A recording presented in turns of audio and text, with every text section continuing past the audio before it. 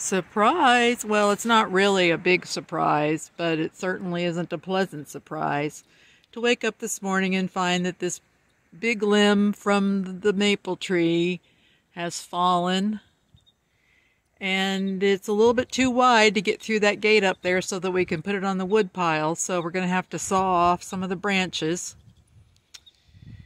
And unfortunately my reciprocal saw died, and I've never had the courage to put together my chainsaw, so I'm going to have to use a handsaw. Anyway, looks like the yard has once again told us who's the boss. So this is the next day. This saga began on Wednesday, October 27th, 2021, when this big branch fell off the maple tree in the back.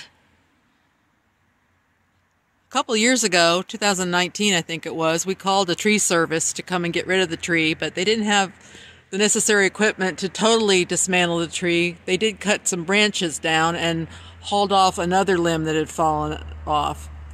So anyway, we decided to attack this branch much in the way that you would eat an elephant, one bite at a time. All we had at our, the only resources we had, the only tools we had were several hand saws. A box saw, I guess this is called a keyhole saw, and this other saw.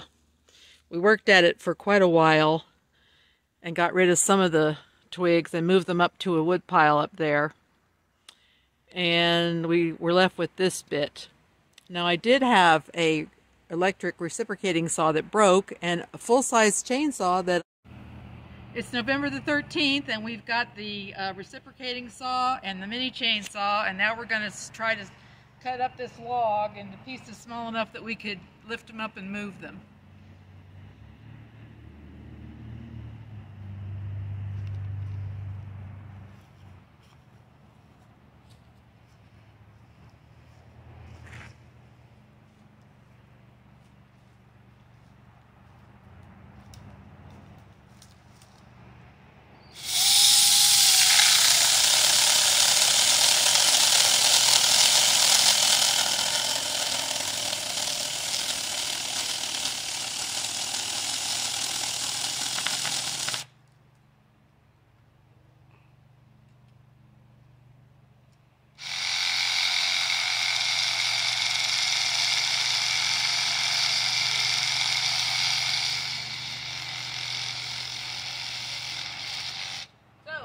Chainsaw is much better than the reciprocating saw. I think that's what I'll continue with. Cut the video. It's a success. We've cut the log in half, or thirds, and now we can move it out of the yard. Okay, here's the last piece going out of the yard. I love that little mini chainsaw. It's the best tool I have.